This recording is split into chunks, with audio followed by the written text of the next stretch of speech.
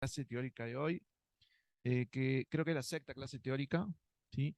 Y en este recorrido que plantea el programa de cátedra, con la temática de hoy, estaríamos dando inicio al segundo eje temático, ¿sí?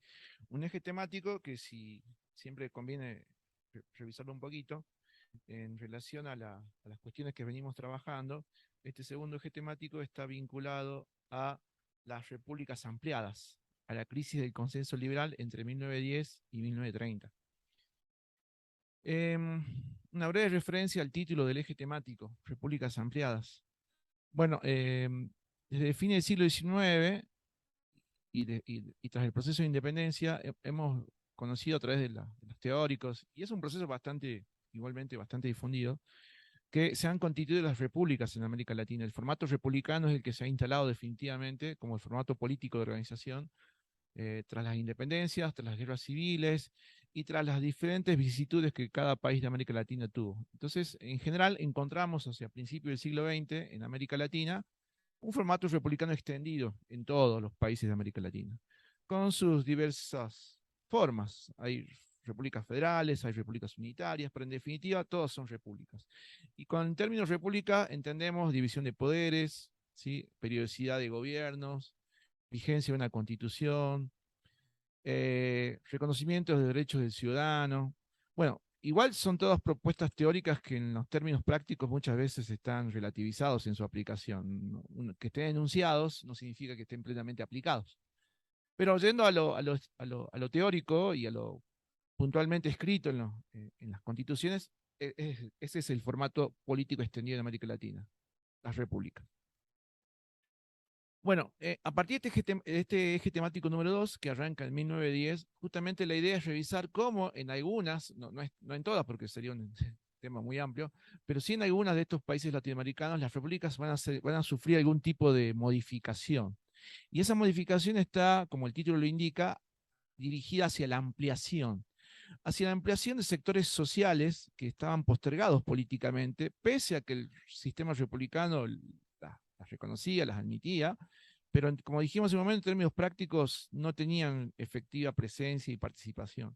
Bueno, en este proceso de ampliación, entonces, vamos a conocer algunos casos en los cuales justamente las repúblicas abren participación política a esos sectores que venían siendo postergados, pero que no por postergados tenían sus propias demandas, tenían sus propios proyectos, tenían sus propias acciones concretas. Bueno, en esta ampliación de repúblicas, que sería el título de este eje temático, son dos los casos o dos los métodos de ampliación de repúblicas que se plantea desde el programa. Uno es el método de ampliación vía revolución, la vía revolucionaria para la ampliación de la república. Y ese es justamente el caso de que hoy nos convoca, el caso de una revolución en particular, que es la Revolución de México, del año 1910, que se inicia en 1910 y que ahora vamos a conocer en mayor detalle. Es decir, que a través de la vía revolucionaria, sectores sociales postergadísimos, económica y socialmente, van a accionar frente a regímenes, entre comillas, republicanos, pero impregnados de modos oligárquicos de ejercer el poder, van a justamente a través de la vía revolucionaria eh, llevar toda una serie de acciones que les permitan tener al menos cierto reconocimiento político, social y económico de sus demandas. La otra vía, que será temática de la clase siguiente, es la vía reformista, que como el nombre lo indica, diferente a la cuestión revolucionaria que implica la acción directa, la movilización, la lucha. Bueno, en la vía reformista es justamente dentro del orden republicano hacer algunas reformas jurídicas, legales, básicamente aprobar algunas leyes, ¿sí? Que permitan que esos sectores postergados, ¿sí? Tengan alguna ampliación en su participación. Y este segundo caso, el de la vía reformista, que lo vamos a ver, reitero, en la siguiente clase, tiene como caso más cercano y conocido a la propia Argentina. Argentina, hacia el año 1912, va a generar una ley conocidísima como la ley Sáenz Peña, que es justamente una ley de reforma electoral. Bueno, eso será tema de la siguiente clase. Hoy nos quedamos con la primera de esas vías ampliadoras en el caso de las repúblicas de América Latina, que es la vía revolucionaria, particularmente en el caso de México, con su revolución mexicana que comienza en el año 1910. Bien, eh, todos conocemos seguramente algún dato cultural de México, ¿sí? México es un país decisivo en el amplio espectro de la composición de los países latinoamericanos. Es un país de peso, y no solamente de peso por sus dimensiones geográficas, en términos geográficos es un país muy grande, sino es un país de peso por la producción cultural que tiene, la producción, bueno, la larga historia que tiene México, ¿sí? El hecho de haber sido uno de los países que durante el siglo XX haya recepcionado a tantos exiliados políticos de otros países de América Latina, el hecho, no solamente exiliados de América Latina, sino conocidísimos revolucionarios del siglo XX que justamente llegaron a México, ¿sí? Perseguidos políticamente. La producción de su arte, de su música, de su comida, de su vestimenta. Bueno, sin dudas México es uno de los países claves de América Latina. Que si tuviésemos que armar, no es la intención, pero bueno, si tuviésemos que hacer una valoración de los principales países de América Latina, sin duda está México, está Brasil, está Argentina, ¿sí? Los tres países más grandes quizás en términos económicos, poblacionales, ¿sí? Y que de algún modo son referencia para los demás países en América Latina. Bueno, México es uno de ellos. Eh, ¿Qué pasaba en México? Vamos a intentar conocer la situación previa a la revolución, después intentar apuntar a las causas más concretas y puntuales de la revolución, después conocer el desarrollo mismo de la revolución y finalmente algunas conclusiones o balance de este proceso revolucionario en el caso de México. Para eso, el programa propone dos textos, el de García Diego y el texto de Fernando Mírez. Particularmente para esta clase hemos tomado fundamentalmente las conclusiones, las interpretaciones, el estudio que hace Fernando Mírez. ¿Sí? Y Mírez es un autor y su texto son claves en el desarrollo de la cátedra porque desde Mírez vamos a estudiar todas las revoluciones del siglo XX, empezando con la mexicana en este caso, próximamente y más adelante estudiaremos la revolución cubana, después llegará el momento de la revolución sandinista, así que sin duda el texto de Mires lo vamos a encontrar en este eje y en los próximos también. Así que ineludible el texto de Mires para el cursado de la cátedra. En el caso de García Diego, que acompaña la temática que propone Mires, también es un texto importante, sobre todo, creo yo, va a ser muy útil cuando ustedes lo revisen el texto de García Diego, además de la propia información que contiene el texto, todo el compendio de imágenes históricas que tiene el texto de García Diego, cosa que Mires no lo tiene. Mires apunta más al análisis del proceso. García Diego también lo hace, pero con mayor énfasis en la cuestión de análisis de imágenes, así que está muy bueno eso de ver fotografías, porque para 1910 la Revolución Mexicana, hasta en eso quizás es pionera, en ser una de las primeras revoluciones del siglo XX, ser la primera gran revolución del siglo XX, cubierta, ¿sí? En su desarrollo por la prensa. La prensa tanto mexicana como también la prensa norteamericana hizo cobertura bastante detallada del proceso revolucionario mexicano. Y en esa cobertura se utilizaron, bueno, los elementos técnicos más modernos de la época, y justamente la fotografía periodística ya estaba siendo uno de los elementos más importantes. Así que la cobertura periodística de la Revolución Mexicana está quizás más resaltado en el texto de García Diego que en el de Fernando Mírez.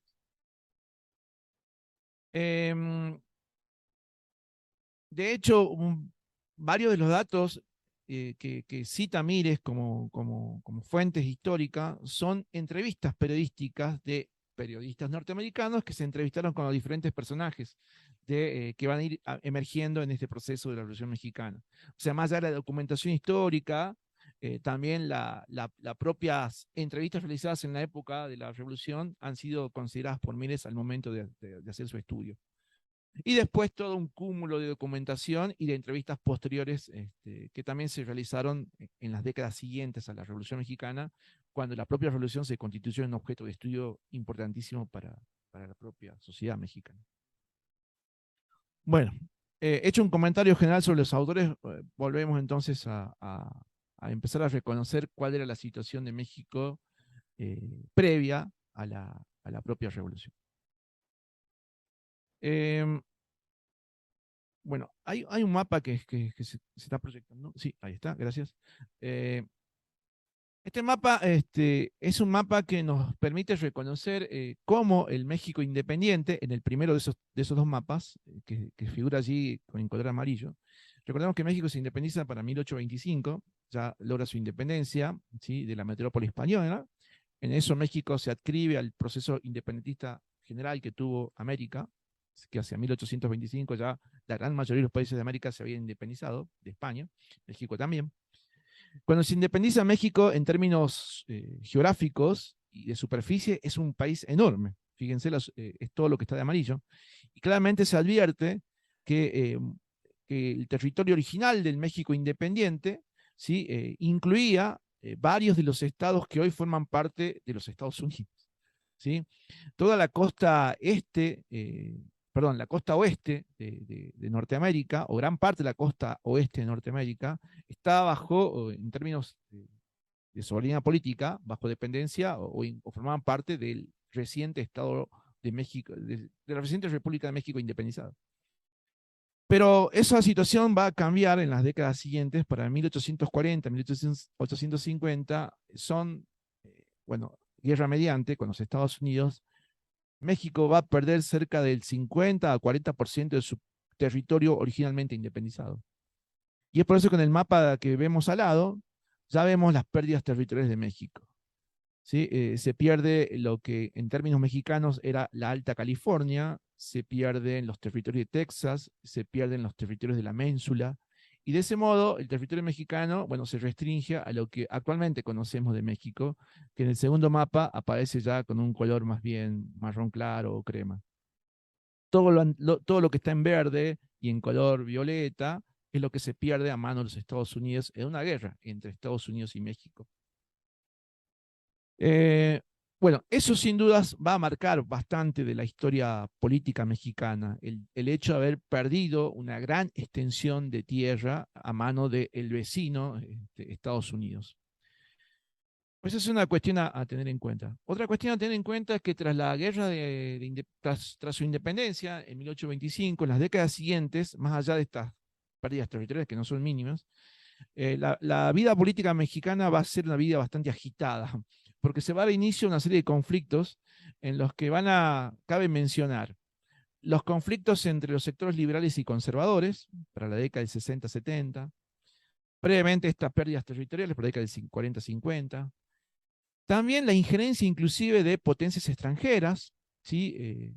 México tuvo durante el lapso de 5 años un emperador francés gobernando México, porque en esas guerras entre liberales y conservadores, los conservadores apelaron inclusive a traer un monarca desde Francia para que se instale en México, ¿sí?, y gobierne durante algunos años. O sea, la política mexicana tuvo puntos extremos, ¿no? En algunas cuestiones, pérdidas territoriales inmensas, haber traído a un monarca francés para gobernar México cuando México adopta la forma de imperio, o sea que había un monarca, la forma que adopta circunstancialmente la de imperio. Bueno, eh, para la década del 60, entonces, y superada la instancia esta de un emperador francés, guerra mediante, finalmente el proyecto liberal se consolida en México. Y sin dudas en ese proyecto liberal la presidencia de Benito Juárez es la más destacada. La propia historiografía mexicana destaca a la presidencia de Benito Juárez, ¿sí?, como la más importante del siglo XIX para México. Porque viene de algún modo a ordenar la política en términos liberales. ¿Eh? Y sobre todo viene también a poner los cimientos, si se quiere, de lo que posteriormente va a ser la modernización económica de México. A partir de una serie de leyes que se aprueban y se instauran durante la presidencia de Benito Juárez.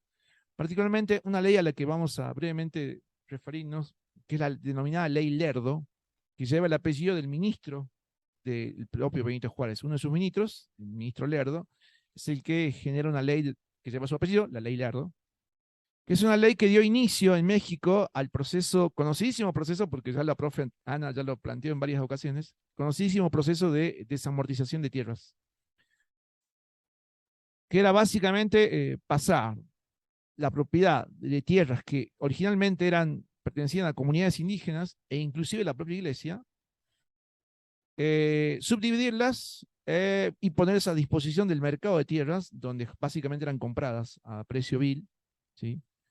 Eh, y de ese modo se daba gestación a las grandes haciendas, que finalmente eran el resultado de ese proceso de desamortización, ¿no? De tierras que estaban en manos de comunidades indígenas o de la propia iglesia, pasan a ser propiedad privada, pero propiedad privada de los grandes hacendados. Surgen así los grandes latifundios en México, a partir del impulso que reciben de esta ley Lerdo, que declara inservibles y baldías aquellas propiedades que no tuviesen título de propiedad individual, título de propiedad privada. Y obviamente las comunidades indígenas hacían un uso colectivo, comunitario de la tierra, sin ningún título de propiedad, particular o privado. Bueno, obviamente la ley apuntaba directamente a ese tipo de tierras y a ese tipo de propiedad para reemplazarlas por propiedad privada, pero gestando o generando los grandes latifundios. En términos políticos, ya durante la presidencia de Benito Juárez empiezan a emerger otras figuras que buscan sucederlo a Benito Juárez. Sí, una es el propio ministro Lerdo, al que recién nos referíamos, pero también surge otra política importante entre México, o que va a ir ganando importancia en las décadas siguientes, que es la figura política de Benito Juárez. Perdón, de Porfirio Díaz. Surge la figura de Porfirio Díaz. Ahí lo tenemos en imagen a Porfirio Díaz. Y acá sí ya arranca de modo más detallado. Sí. La siguiente imagen, por favor. Bien. Y acá con la presentación de Porfirio Díaz o con la emergencia de Díaz en la escena política, ya comienza el análisis más detallado de Mires respecto del proceso de la Revolución Mexicana. Todo eran comentarios previos, iniciales. Ahora ya con la figura de Díaz, ya estamos entrando en proceso mismo de la revolución. Si bien el porfiriato, que es el nombre que adopta el régimen de Porfirio Díaz, es un largo periodo político, 34 años de Porfirio Díaz gobernando México, ¿sí? Para ese análisis el autor propone revisar ese largo porfiriato y entendiendo que hay dos etapas. La primera etapa, del 1877 al 88, como está en pantalla. La segunda, del 88 a 1911, también figura allí. Perdón, la anterior. Sí.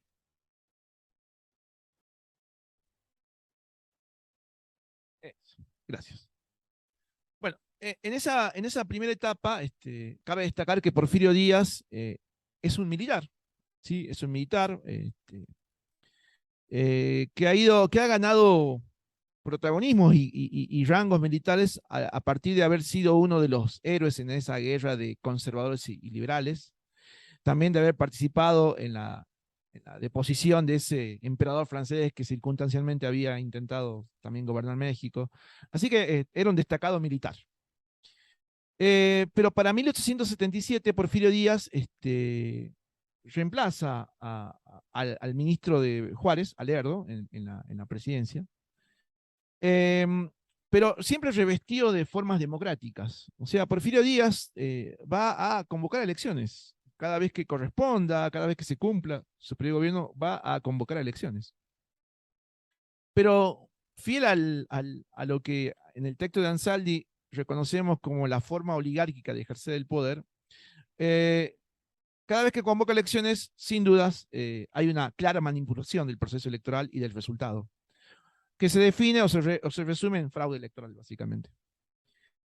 Así que se va a sostener 34 años en el gobierno a partir de una manifiesta y expresa práctica del fraude electoral, que escasamente era denunciado, y que los pocos que denunciaban corrían la suerte de la persecución política, porque, como también, y rememorando el texto de Ansaldi, Porfirio Díaz no era solamente él, Porfirio Díaz, sino que era todo un cúmulo de funcionarios que obviamente apoyaban el proyecto político de Díaz, que estaban incrustados en los diferentes poderes del Estado, de la República Mexicana. O sea, había porfiristas en el Poder Judicial, en el Legislativo, en el Ejecutivo. O sea, como bien lo dice Ansaldi, han capturado al Estado. El Estado estaba capturado por este grupo de personas que sostenían a Díaz en el poder, obviamente por conveniencias, porque durante el gobierno de Porfirio Díaz, bueno, toda la élite mexicana, porfirista obviamente, va a recibir grandes beneficios en términos de propiedad de tierra, en términos de negocios comerciales, en términos de concesiones, de ciertos negocios, ciertas explotaciones. Así que claramente se amalgamaban mutuamente. ¿Sí? Eh, bueno, y este proceso de amalgamiento, es el que, como se titula en esa primera etapa, es el intento de algún modo, unificar, cohesionar las fuerzas políticas y regionales que en México existían. Sí, unificarlas y pacificarlas, obviamente, en el sostenimiento del porfiriato. El porfiriato se revestía, decíamos en un momento, de legalidad, porque las prácticas, la convocatoria de elecciones se hacía, pero también se revestía de legalidad porque justamente se sancionaban leyes, leyes que habilitaban profundizar, por ejemplo, el proceso de la política esta de desamortización de tierras, que ya se había iniciado, recordemos, lo dijimos, ya se había iniciado con el ministro Lerdo, pero que donde el porfiriato se profundiza y se amplía, inclusive hacia territorios de México donde no se había aplicado esta ley, bueno, ahora se empiezan a aplicar. Pero hábilmente Díaz también frena este proceso de desamortización cuando ve que la situación le va a ser contraproducente. Y lo digo porque, por ejemplo, va a frenar el proceso de amortización sobre la iglesia. Lo va a profundizar sobre los sectores campesinos e indígenas, pero lo va a frenar sobre la iglesia. Para de ese modo también la iglesia sumarse a esos sectores que apoyan al porfiriato. Así que juega hábilmente Porfirio en esto de pacificar, unificar, cohesionar. Esto no significa que no haya habido objeciones y resistencias, claro que las hubo, pero la política autoritaria de Porfirio Díaz se va a ir profundizando cada vez más a medida que se vayan pasando estos 34 años, ¿sí? Se va a ir profundizando en la política autoritaria de Díaz. Y es por eso que para 1888, como dice la proyección, podemos reconocer una segunda etapa en este porfiriato. Se acentúa el centralismo, se acentúa el gobierno personalista y autoritario de Díaz. Esto de personalista en el sentido de que para la élite gobernante mexicana no había otro que Porfirio para gobernar. No había era irreemplazable, ¿sí? Porfirio para este orden que se había consolidado. Y durante esta segunda etapa, Porfirio, a los fines de ampliar su sustento y su continuidad política, no solamente va a realizar concesiones a los grandes hacendados y terratenientes que ya venían siendo beneficiados, sino que va a ampliar su base de sustentación a partir de generar una política de recepción y fomento de la llegada de capitales extranjeros. Y esta idea de recibir capitales extranjeros la tiene Porfirio Díaz porque él recibe el asesoramiento directo de un grupo de políticos denominados los científicos. Fíjense el nombre, los científicos, en alusión a que era un grupo de la élite mexicana que apuntaba a la modernización económica del país. Que estaba bien sustentarse en grandes haciendas y grandes latifundios, pero también había que abrir la opción a la llegada de capitales extranjeros para la modernización económica de México. Y esa idea estaba sustentada entonces, o nacía de este grupo llamados los científicos, que eran asesores políticos de Díaz. También miembros de esas familias beneficiadas por la política de Díaz.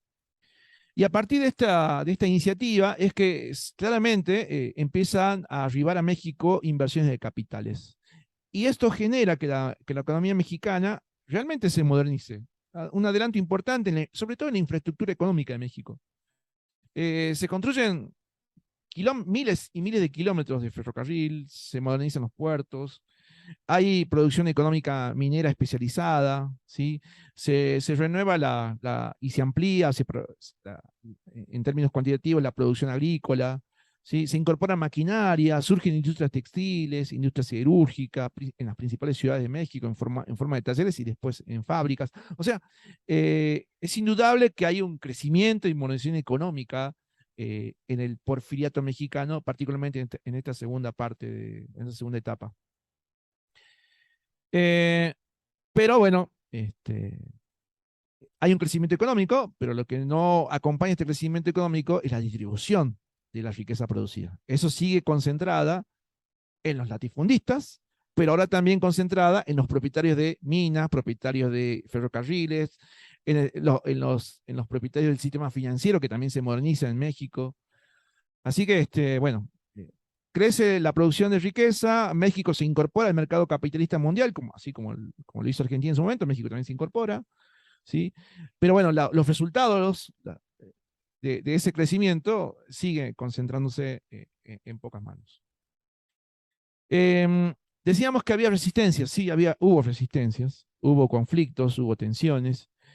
Una a la que nos referimos en esta proyección, y ya veremos otras en las siguientes, es las recordadas huelgas de la clase obrera trabajadora, las huelgas de Cananea y Río Blanco. Son huelgas en las minas del norte de México, que si ustedes los recuerdan un poquito en la clase anterior, cuando nosotros hicimos el listado que hacía Alan Ruquier de las grandes huelgas en América Latina, justamente aparecían mencionadas estas dos, las huelgas de Cananea y de Río Blanco, que movilizaron a miles de obreros, de mineros, y bueno, como solía responderse desde las élites gobernantes, la respuesta a estas demandas era la durísima represión, ¿no?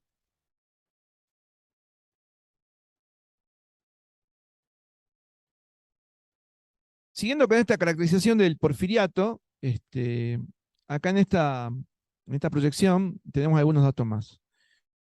Pese a la modernización económica, pese a la llegada de capitales, la población mexicana seguía siendo evidentemente rural.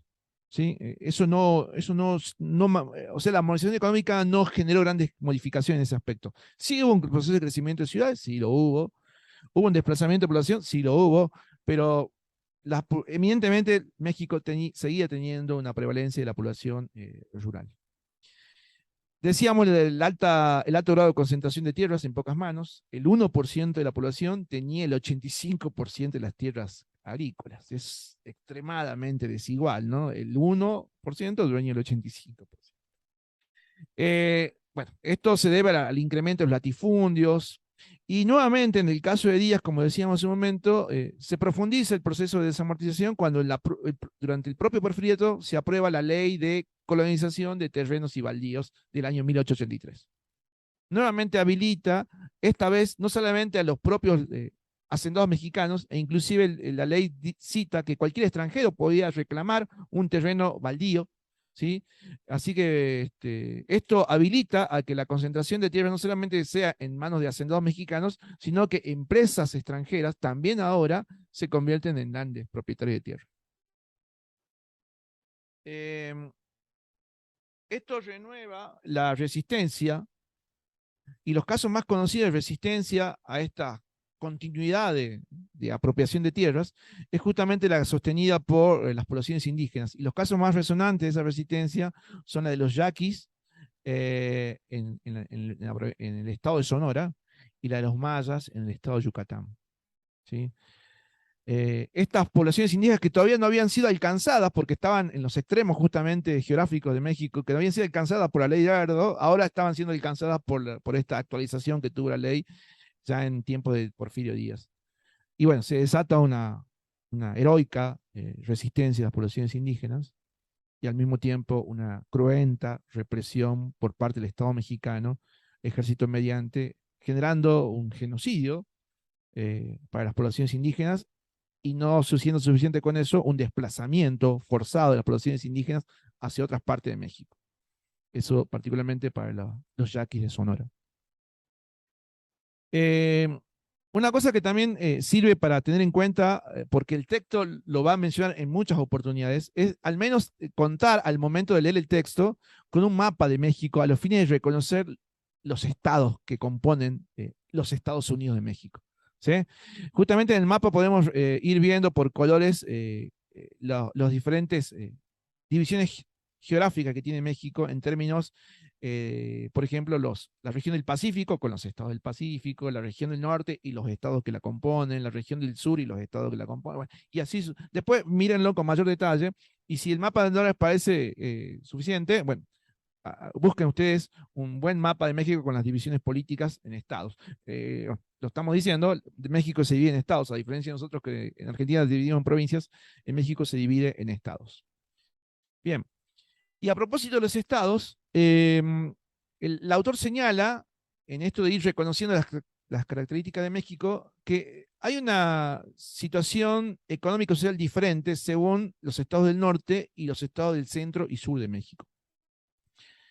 Los estados del norte están más vinculados a la explotación agrícola, ganadera, a la minería. La actividad minera en el norte es muy importante. La actividad industrial. Allí, justamente por el tipo de actividad económica que se desarrolla, minera, industrial, explotación agrícola intensiva, allí justamente se generaron relaciones salariales entre esa población que había perdido la propiedad de tierra, ¿sí? Y que quedó como mano de obra disponible, y los grandes propietarios de tierra o los grandes inversores de capitales, entre ellos se genera una relación de trabajo-salario, ¿sí? De trabajo por salario. Así que en el norte hay una cuestión más vinculada a relaciones salariales entre esa población desplazada de sus tierras y ahora disponible como mano de obra para estos emprendimientos.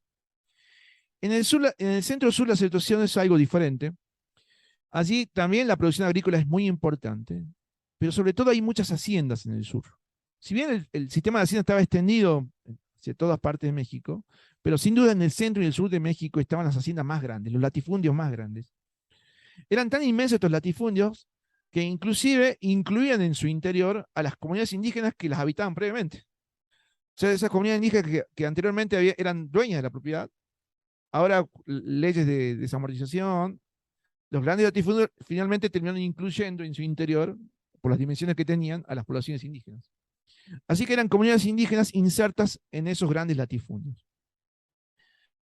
Bueno, a eso se sumaba otro cúmulo de trabajadores, y acá el autor menciona el de los peones acasillados, que eran básicamente peones que estaban a perpetuidad de dependencia del dueño del latifundio, porque los métodos de pago siempre eran condicionados a tal cosa. Y la condición era a mantenerlo dentro del propio latifundio. Era un asalariado, pero un asalariado que ofrecía un pago, primero que se lo endeudaba, entonces por la deuda que tenía, ya estaba obligado a permanecer en el latifundio. Es exacto, exacto. Esto que estoy diciendo se parece mucho a lo que ya dijimos en la clase pasada, porque bueno, simplemente está enfocado en el sur de México. Pero sí, los sistemas de... Exacto. Sí, el endeudamiento, el pago con vales, el pago... Ah, se les cedía algún terreno para que críen sus animales, pero obviamente tenían que pagar por el uso del terreno. O sea, había diferentes formas de sostener vinculado el trabajador con el dueño del latifundio. Sometido, básicamente, a ese trabajo. Eh, lo interesante es que en medio de esta situación, decíamos, y volviendo al tema de las comunidades indígenas, si bien quedaron subsumidas por las extensiones mínimas del latifundio, las comunidades indígenas preservaron bastante de sus formas tradicionales bastante de sus formas tradicionales de producción económica y sobre todo de su cultura. Si bien habían perdido la tierra comunitaria porque ya era propiedad del latifundio, pero sostenían todavía sus organizaciones, por ejemplo, sostenían todavía sus consejos de ancianos. Así que eran comunidades insertas dentro del latifundio, pero todavía conservaban algo de su tradición cultural, ¿sí? En esa situación. Esto que estamos mencionando es para el centro y sur de México. Espero que haya quedado clara la situación diferente entre el norte y el centro-sur de México en relación a estas características que estamos marcando.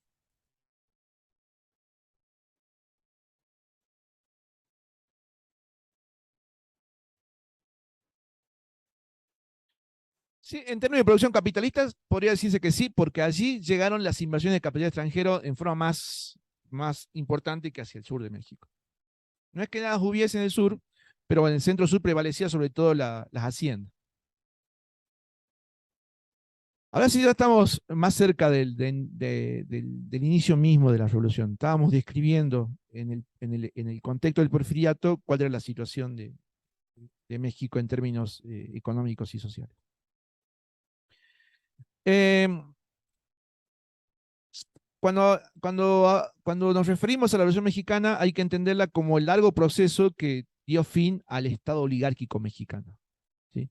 Y al darle fin, sin dudas, como dice el título del eje temático que estamos revisando, permitió la ampliación, en términos republicanos, la ampliación en la participación y en la demanda de sectores que venían siendo muy postergados y sometidos por justamente ese dominio, esa forma de dominación oligárquica. Eh,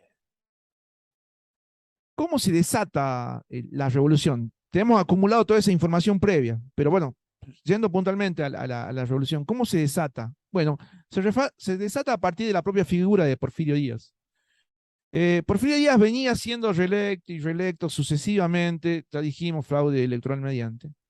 Tanta sucesión había generado también resistencias y disconformidades entre los propios sectores que lo apoyaban a Porfirio Díaz. Las figuras se desgastan políticamente, y además de desgastarse, Porfirio Díaz ya era un tipo de edad avanzada, sin embargo seguía él presentándose elecciones, y cada vez que se presentaban elecciones o se acercaba una fecha de elección, la expectativa era si habría alguien que lo reemplace, inclusive que el propio Porfirio lo designe. Pero nunca pasaba, siempre era el mismo postulándose y volviéndose a postular. Bueno, es por eso que ante esa decepción que generaba Díaz, particularmente en algún sector de la élite mexicana, van a empezar a marcarse diferencias. No es que tengan, no es que estén preocupados por la situación de opresión, de pérdida de tierra, la cuestión social. No, no. En todo caso, están más bien preocupados por la continuidad política, ¿sí? Y en esa preocupación por la continuidad política, en la que ya veían en Díaz más un estorbo que una posibilidad de, más teniendo en cuenta la edad del propio Porfirio Díaz, es que van a surgir algunos líderes políticos que inclusive venían de sectores sociales muy acomodados, de clases sociales muy altas. Y este es el caso, por ejemplo, de Francisco Madero. Francisco Madero era un importante empresario de los estados del norte de México. Es más, su familia estaba entre las 10 familias más de mayor propiedad, de mayor cantidad de propiedades, ¿sí? En México. Así que no era no venía de las clases oprimidas, no, no, muy por el contrario, estaba entre las 10 fortunas más importantes de México, la familia de Francisco Madero. Sin embargo, él se toma como ideología política el liberalismo, ¿sí? Si bien ya el liberalismo estaba en México, pero bueno, era un liberalismo de vertiente más bien concentrada en una persona en particular. Sí, este es un liberalismo político un tanto más escéptico de esas cuestiones. Así que él se impregna de esas ideas liberales. Y frente a la nueva reelección que el propio Díaz declama, pese a que el propio Díaz, hacia el año 1908, había, en una entrevista justamente con un importantísimo diario norteamericano, había dicho él que no iba a presentarse a una reelección, faltaban 2 años para las elecciones, pero había anunciado que no se iba a presentar. Bueno, finalmente, llegado el momento de la elección, se presenta. Y ahí Madero, bueno, directamente genera su propio partido político, que fíjense el nombre del partido político, el Partido Antireeleccionista. O sea, directamente apuntaba a sacar a Díaz de la escena política. Pero un partido político que tenía el objetivo de ir a las elecciones y ganarle las elecciones. ¿Sí? Ese era el objetivo que tenía Madero. Ante ese rival político directo, Porfirio Díaz bueno, hace lo que usualmente siempre había resultado bien, que era eliminar al adversario político. En este caso no eliminarlo físicamente, pero sí lo manda a encarcelar. ¿Sí? Una serie de acusaciones, ¿sí? Lo manda a encarcelar. Así que arrestado por el régimen porfiriato, por el propio porfiriato. Ese arresto se produce el 19 de junio de 2010. de 2010, perdón, de 1910, ¿sí? De 1910. Bueno, en 2010 se cumplieron 100 años de la Revolución Mexicana. Bueno, pues vuelvo a la fecha original, 1910, ¿sí? El 19 de junio, entonces, es arrestado Francisco Madero, y ahí el autor señala que con ese arresto Madero pasó de ser de candidato a un mártir político, ¿sí? Porque, bueno, era víctima de algún modo, ¿sí?, de la maquinaria política que Díaz había activado a los fines de eliminar al adversario político. Las elecciones se realizan como estaban pactadas y, bueno, como también solía ocurrir, gana otra vez Díaz. Las elecciones a presidente de México del año 1910 se realizan el 26 de junio, es decir, 2 semanas o una semana después que fue encarcelado Francisco Madero. El resultado ya sabemos, gana Díaz. Así que en una semana, dice el autor, Francisco Madero pasó de ser candidato a ser mártir y a ser revolucionario, porque la propia reelección de Díaz daba a entender que la opción que le quedaba a cualquier opositor político, en este caso a Madero, no era la elección, no era ni siquiera formar un partido político, no era ni siquiera participar en elecciones, porque todo iba a ser arreglado. Entonces la única opción que le quedaba era la vía revolucionaria. Así que se está gestando, ¿sí?, la idea revolucionaria en la propia cabeza de Francisco Madero. Como parte de eso, de esto que mirado en retrospectiva se puede entender mucho más, en aquel momento todo generaba, todo era una novedad. Como parte de esto, Madero logra fugarse de la cárcel y logra exiliarse en los Estados Unidos, en Texas particularmente. Y desde allí, desde el exilio, lanza una convocatoria para justamente dar inicio a él llama a una insurrección, no utiliza la palabra revolución, él convoca a una insurrección armada, es decir, tomar las armas en contra del régimen de Porfirio Díaz. Esa convocatoria es conocida como esa convocatoria, ese documento es conocido con el nombre de Plan de San Luis de Potosí. El Plan de San Luis de Potosí está fechado el 5 de octubre de 1910. Y a poco de ser redactado, empieza a ser difundido, ¿sí?, desde Estados Unidos, pero es difundido en México, ¿sí?, por todo México. Este plan, a ver si acá tengo, sí, pasemos al siguiente un ratito y después volvemos. Creo que tiene que volver a ver, avance, por favor. Ahí, gracias. ¿En qué consistía este plan de San Luis? Bueno, como está en la proyección, dice, el plan de San Luis fue un documento político proclamado desde San Antonio, en Texas, donde estaba exiliado Madero. Ahí tenemos una imagen de Madero. Y básicamente, en este plan de insurrección que postula Madero, el contenido es básicamente el siguiente. Había que tomar las armas porque los recursos legales estaban agotados, dice Madero. Había que tomar las armas porque había habido un fraude consumado en la nueva elección a presidente de Díaz. Había que tomar las armas porque había que anular, mediante la lucha armada, el resultado de las recientes elecciones. Hasta ahí todas proclamas políticas. Pero hay una parte de la proclama de San Luis, del plan de San Luis, que es el que va a generar mayor resonancia en la población mexicana. Y es el artículo 3 de ese plan de San Luis. Ahí está en pantalla, lo leemos casi de modo textual. Dice el artículo 3. Abusando de la ley de terrenos baldíos, numerosos propietarios, en su mayoría indígenas, han sido despojados de sus terrenos, siendo en toda justicia restituir a sus antiguos poseedores los terrenos de que se los despojó de un modo tan arbitrario. Lo que está haciendo Madero es reconocer, en el artículo 3 de su propio plan, reconocer la necesidad de devolver la propiedad de las tierras a las poblaciones indígenas, que habían sido despojadas, recordemos, por mínimo 2 leyes que ya hemos mencionado anteriormente. ¿Sí? Y esa parte del plan de San Luis es la que gana enorme resonancia en México. Si bien había sectores de la alta clase mexicana que estaban interesados en que finalmente el porfiriato termine, que eran por cuestiones políticas. Pero sin dudas este artículo 3 es el que genera mayores expectativas en las clases sociales bajas de México, particularmente en las poblaciones indígenas y campesinas, que ven la oportunidad en esta proclama de recuperar las tierras que habían perdido en diferentes procesos. Y es esta entonces, esta parte de la proclama de San Luis, del plan de San Luis, la que va a suscitar que se generen justamente desde el norte y desde el sur de México movimientos insurreccionales armados muy numerosos.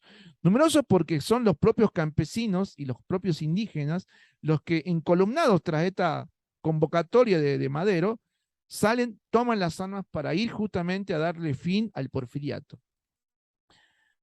El autor evalúa si Madero tenía realmente conciencia o dimensión de lo que estaba suscitando a partir de este artículo 3. ¿Era Madero realmente alguien que venía a restituir las tierras o lo estaba haciendo solamente por una cuestión de oportunismo político, de contar con el apoyo de esa masa enorme de campesinos indígenas que aspiraban a recuperar las tierras? Sí, es una cuestión a la que intentaremos explicar, pero está planteada esa situación. ¿Sabía Madero lo que estaba haciendo al incluir este artículo 3 en su propio plan revolucionario? Bueno, vamos a ver cómo se va a ir desarrollando esta cuestión. Bueno, es tanta la movilización que en los estados del norte y del sur, que el porfiriato responde a esa intensa movilización de los sectores más desposeídos con lo de siempre, el ejército. El ejército. Pero esta vez el ejército tiene varios frentes a los cuales confrontar, y esta vez el ejército va a ser superado por la enorme masividad de estas movilizaciones, particularmente la del sur, una intensa movilización, y en esa movilización empiezan ya a emerger figuras políticas que van a ser cruciales para los años siguientes. O sea que ya para el año 1910, 1911, empiezan a emerger otras figuras políticas. Hasta este momento teníamos, en realidad todo el tiempo están presentes, pero bueno, mencionar a todos sería muy complicado, pero ya tenemos a dos mínimo, Porfirio, Madero, y ahora a partir de esta movilización intensa, tanto en el norte como en el sur de México, empiezan a emerger los llamados caudillos de la revolución, que es en el norte emerge la figura de Pancho Villa, ya vamos a conocer un poquito más sobre Pancho Villa, y en el sur la conocidísima figura de Emiliano Zapata.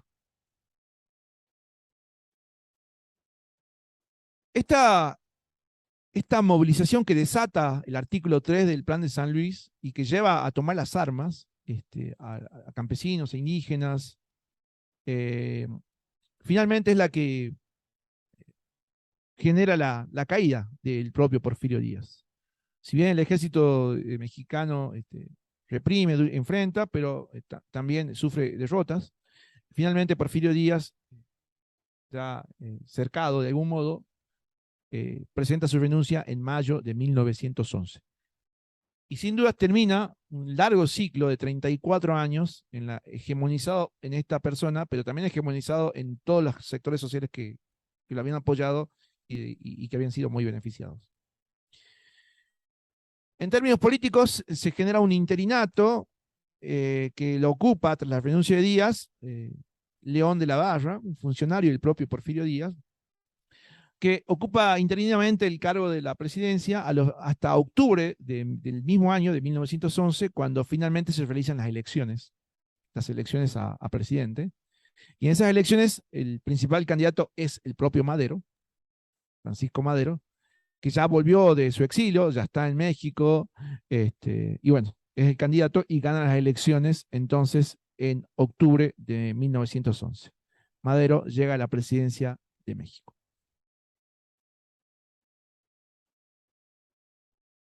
¿Hasta ahí alguna cuestión antes de continuar? Porque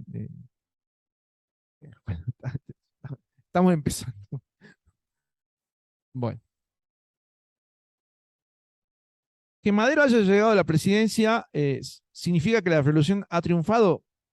Bueno, según desde dónde la mires. Porque de la perspectiva de Madero, sí, de algún modo la revolución triunfó, su convocatoria tuvo un resultado efectivo, se movilizó la población y se terminó con el porfiriato.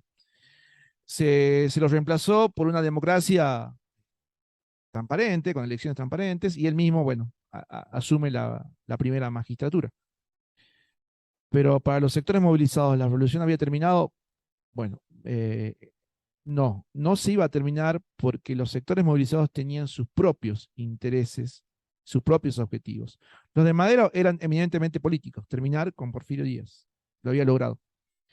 Pero los sectores que se habían movilizado no estaban movilizados por el artículo 1 y 2 del plan de San Luis. Lo que les interesaba era el artículo 3.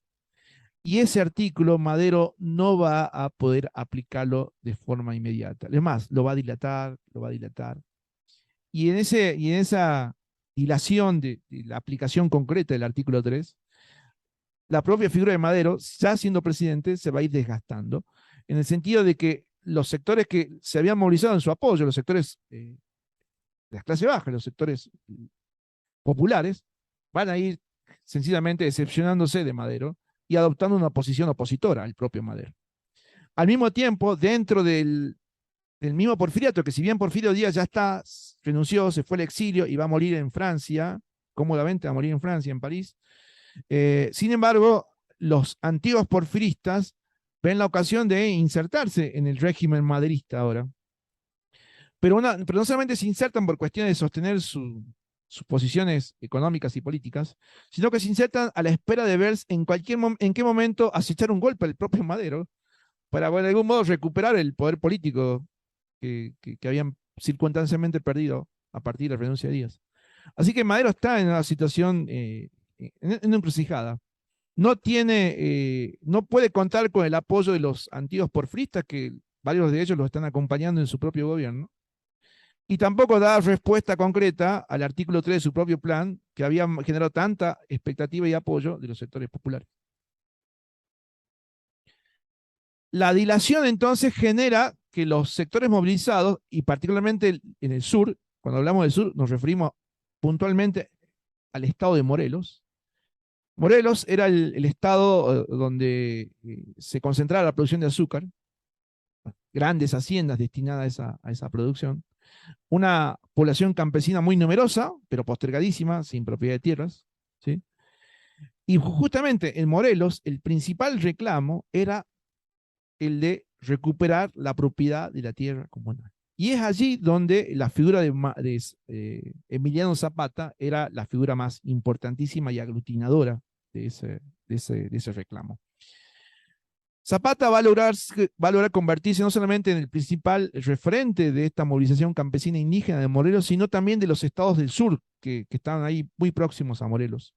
Es cierto que va a tener rivales, pero bueno, la figura de Zapata, y cuando lean el capítulo, el autor hace una reseña emblemática de Zapata, destaca su origen, destaca su personalidad, destaca sus modos y usos en las costumbres. Es todo un personaje Zapata. ¿Sí? Cuando lean, les va a generar mucho interés. Pero bueno, logra convertirse entonces en el principal líder revolucionario de los estados del sur. Mientras tanto, en el norte, recordando que la situación era diferente, en el norte hay una población más heterogénea. ¿Sí? Mientras en el sur la población es eminentemente campesina e indígena, en el norte la población es más heterogénea. Allí se pueden encontrar rancheros, peones, ganaderos, bandoleros, mineros, obreros, ¿sí? Y allí las reivindicaciones no son tanto por la propiedad de la tierra, sino básicamente, como dijimos que era una población básicamente asalariada, lo que están pidiendo son mejores condiciones de trabajo, mejores condiciones de vida, mayor libertad para trasladarse de un lugar a otro en busca de mejor trabajo, pero recordemos que estaban sujetos también por muchas de esas medidas de coacción que se implementaban de las empresas. Y allí en el norte, la figura más destacada, como ya le dijimos, fueron dos: Pascual Orozco, pero sin dudas, Doroteo Arango, alias Pancho Villa, ¿sí? Va a ser el principal referente de los sectores movilizados desde el norte, de los estados del norte de México. Y así como Morelos era el estado donde Zapata tenía su principal apoyo, Chihuahua va a ser el estado del norte donde Pancho Villa va a tener su principal apoyo también en términos de allí justamente reunir a gran parte de los sectores que se estaban movilizando. Y no son solamente sectores movilizados, sino que son sectores armados. Por eso es que podemos hablar de ejércitos. No ejércitos en términos formales, ¿sí? Como sí lo era el propio ejército mexicano, que era del Estado mexicano. Exacto, milicias, pero se utiliza el término ejército por la cantidad de la movilización. ¿Sí? La cantidad en términos numéricos, ¿sí? Es importantísima. Y, y acá leemos algunas citas textuales para diferenciar un poquito el liderazgo de Villa del liderazgo de Zapata. Son dos liderazgos importantísimos, pero los fines que persiguen son diferentes. Y son diferentes porque, si bien ambos provienen de sectores sociales postergadísimos, sin duda prevalece en Zapata su origen campesino indígena. Por eso es que hablamos también de diferencias culturales. Son convocados a terminar con el porfiriato, se han sumado a los fines, como decíamos, de recuperar la tierra en el caso de Zapata y por mejores relaciones laborales en el caso de Villa. Pero hay algunas cuestiones donde están más marcadas en el caso de Zapata. Y leo lo que dice el autor. En materia agraria, dice el autor, Villa era más bien un individualista. Y sus reformas, las de Villa, no iban más allá de la simple repartición de terrenos entre sus soldados. Algo que, por supuesto, para Zapata no se podía entender, porque Zapata no entendía la entrega de terrenos en forma individual o por mérito eh, de soldados o por desempeño militar, sino que Zapata iba por la restitución comunal de la tierra. ¿Sí?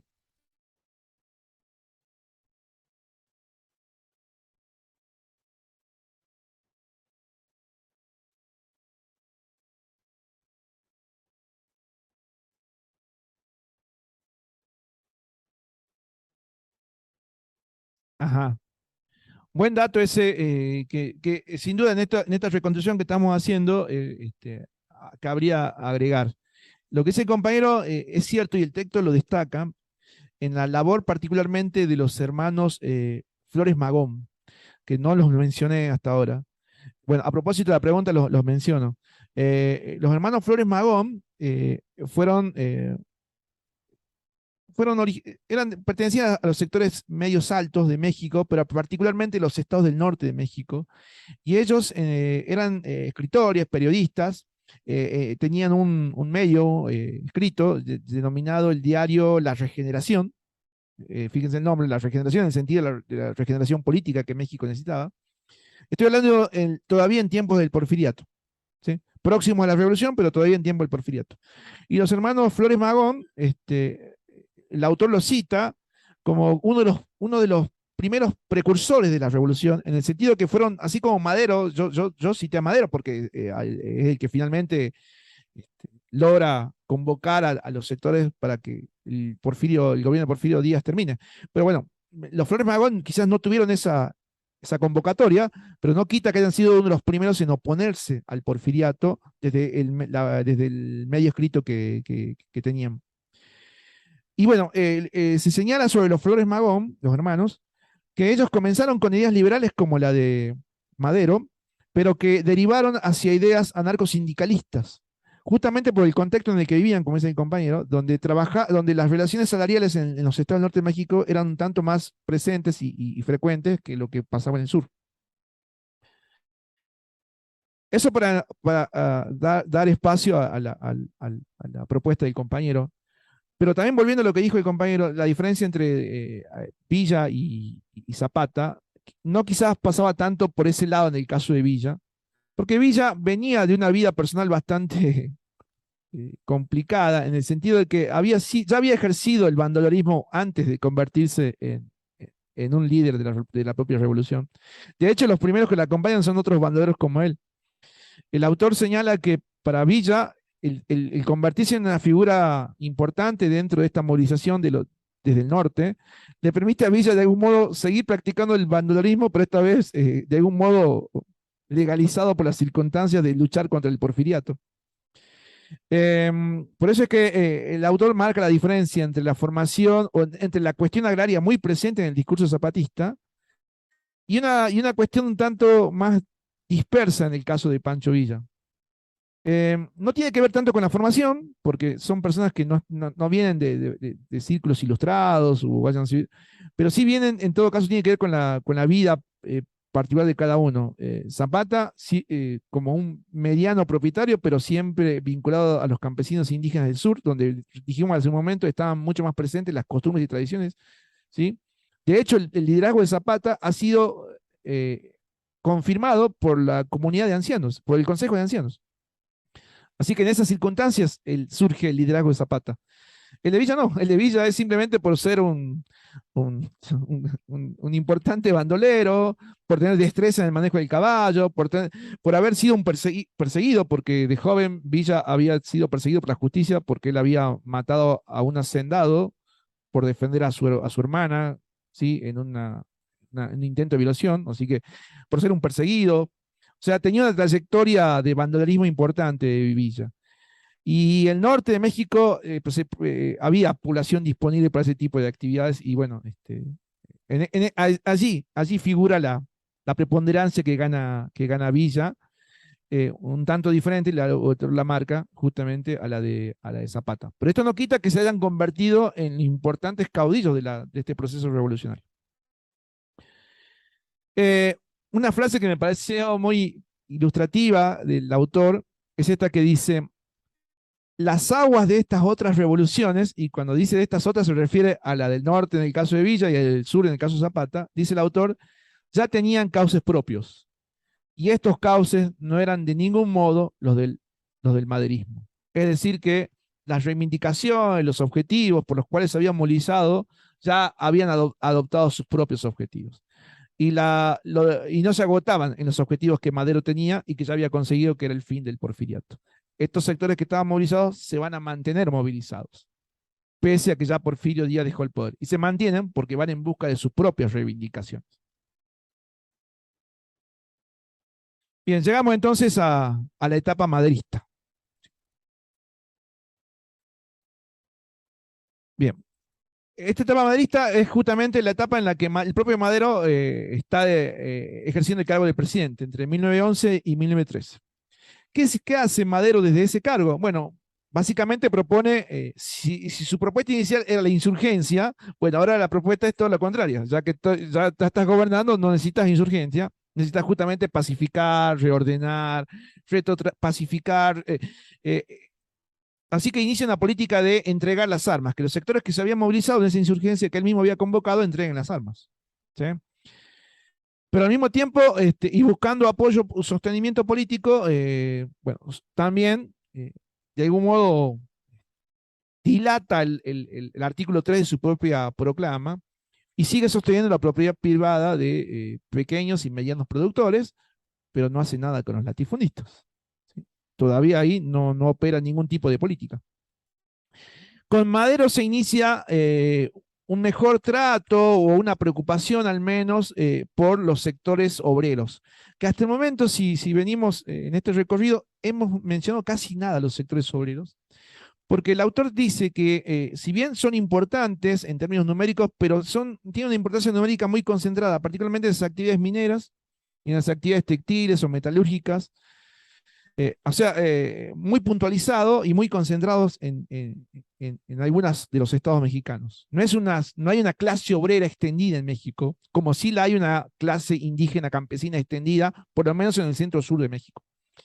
Así que Mires hace esa observación respecto de la clase obrera. Y otra observación que hace la clase obrera Mires es que a partir de Madero, y particularmente a partir de allí y durante toda la Revolución Mexicana, se va justamente a conformar una clase obrera activa. Y ahí Mires hace esta observación. Él dice, no es que no haya habido una clase obrera previa a la revolución, solo que se va a consolidar a partir de la propia revolución, dice Mires. Porque se va a consolidar porque justamente va a ir teniendo mayor protagonismo a medida que la propia revolución vaya decantando en otros procesos. Así que es a partir de Madero entonces donde el sector obrero empieza a tener cierta gravitación, pero bueno, sin duda eso va a estar bastante, esa gravitación va a ser bastante menor si la comparamos con los sectores movilizados del norte y del sur que venimos señalando. ante esta dilación de la concreción efectiva del artículo 3 del Plan de San Luis, desde el sur, Zapata directamente desconoce ahora al propio Madero. Lo había apoyado, había movilizado, pero ahora Zapata desconoce completamente a Madero. Y al desconocer la convocatoria a Madero como presidente y a su plan de San Luis, lo que se hace es generar su propio plan revolucionario. Y ese propio plan revolucionario es el plan de Ayala. El plan de Ayala del 28 de noviembre de 1911. Veamos un poquito qué dice el plan de Ayala. Pasemos a la siguiente. Bueno, esto lo van a poder leer con mayor detalle cuando tengan el PowerPoint. Bueno, también está en el texto. Sí, básicamente el plan de Ayala era llamado así porque se redactó y se hizo público en el pueblo de Ayala, en el estado de Morelos. Y en ese plan, Zapata asume el cargo de general de los ejércitos libertadores del sur. ¿Sí? Y otra cosa, más allá de la designación, de la confirmación del cargo, es que en este plan de Ayala, Zapata dice que ellos van por la revolución, o sea que la revolución continúa, no es que se terminó con la caída de Porfirio, la revolución continúa, y que van por la restitución plena de las tierras para las comunidades indígenas.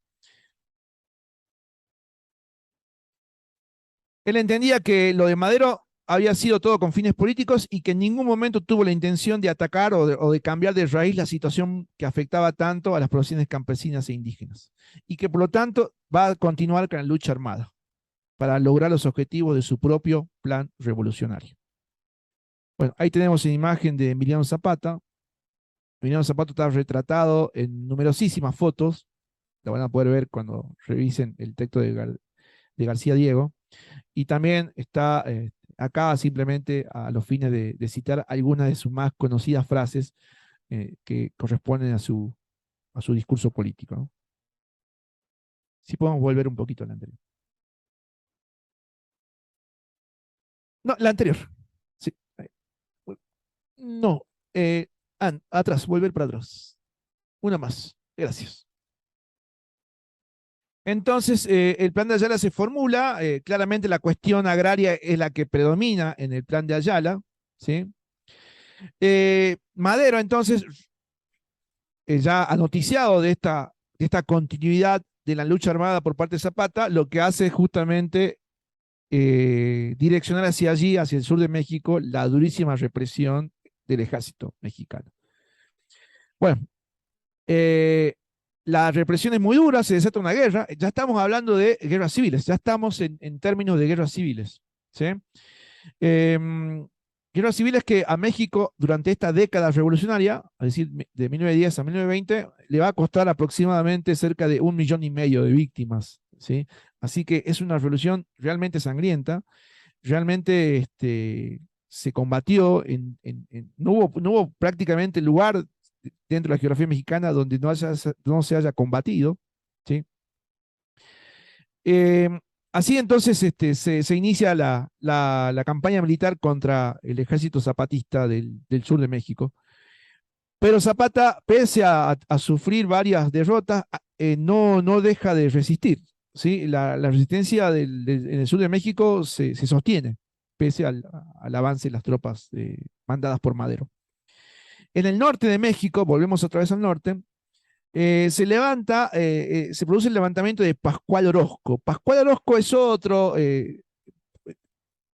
líder revolucionario, pero que va a tener una breve vigencia a partir de sus proclamas, porque rápidamente va a ser derrotado por el general Victoriano Huerta. Victoriano Huerta era un importantísimo general del ejército mexicano que Madero envía justamente hacia el norte de México para sofocar esta rebelión. Recordemos que Madero tiene por meta sostenerse él en la presidencia, pero para eso pacificar. Pero bueno, fíjense de qué modo la pacificación, enviando ejércitos, ¿no? Sofocando a los otros emergentes de este proceso revolucionario. Pero al mismo tiempo que Madero está embarcado en esta pacificación, enviando ejércitos al norte y al sur. Al mismo tiempo, los antiguos porfiristas, que muchos de ellos se habían insertado en el propio régimen de Madero, están generando su propio proyecto político. Podríamos decir, están actuando a espaldas de Madero. Y en ese actuar, en ese complot que se va gestando, va a tener intervención la Embajada de los Estados Unidos. La Embajada de Estados Unidos va permanentemente eh, se va permanentemente va a estar informado, va a intentar mantenerse informado de los sucesos de la revolución. ¿Por qué hay tanta injerencia de Estados Unidos en el proceso revolucionario? Ahora dedicamos unos renglones a Estados Unidos. Bueno, primero porque son países vecinos, ¿sí? Y segundo, porque volviendo un poquito al porfiriato, cuando hablábamos de la modernización económica, de la llegada de capitales, bueno, eh, la, durante el porfiriato se habría producido la masiva llegada de capitales norteamericanos a México. Por lo tanto, la situación de revolución desatada sin dudas preocupa a la embajada norteamericana en función de cuidar, proteger sus inversiones, que puntualmente eran muy importantes en el sistema de transporte de México, en el ferrocarril de México, dice el autor que 2/3 de los ferrocarriles habían sido construidos por empresas norteamericanas.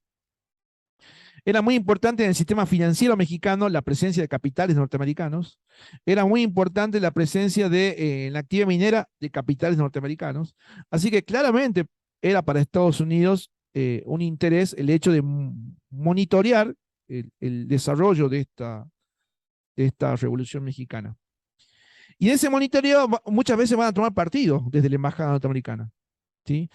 Y bueno, con los porfiristas, con los ex porfiristas que están en el gobierno de Madero, van a generar una serie de complots a los fines de justamente desplazar a Madero y en todo caso volver a reinstaurar a alguien que represente al antiguo porfirismo. O sea, sin Porfirio, pero alguien que lo represente. Y ese alguien es el general Huerta. El general Huerta, que recién lo habíamos mencionado, había sido enviado por Madero a sofocar las rebeliones del norte, particularmente la de Pascual Orozco.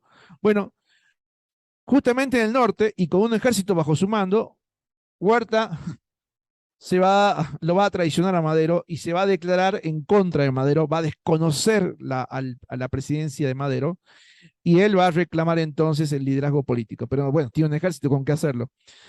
Así que rápidamente logra deponer a Madero, ¿sí? Y entonces la presidencia de Madero termina en 1913 a partir de este complot generado por Huerta. Sí, y de antiguos porfiristas. Y de antiguos porfiristas. Igual el apoyo de Estados Unidos, reitero, siempre va a ser en función de los intereses de Estados Unidos. No es que Huerta sea porque sean huertistas, no, no. Es porque en función de los propios intereses norteamericanos. De hecho, el embajador norteamericano en México era dueño de muchos de los capitales que estaban invertidos en México. Así que él no está velando por la política mexicana, está velando por los capitales norteamericanos. Así que cada apoyo que da la embajada es circunstancial y afines a los intereses de la embajada. Bien, entonces depuesto Madero, y no solamente depuesto, sino que Huerta lo fusila directamente a Madero y fusila a parte de su familia y a los maderistas, ¿sí? Se instala el gobierno de Huerta. Allí tenemos entonces la siguiente, por favor. El gobierno de Huerta entre 1913 y la siguiente, y 1914.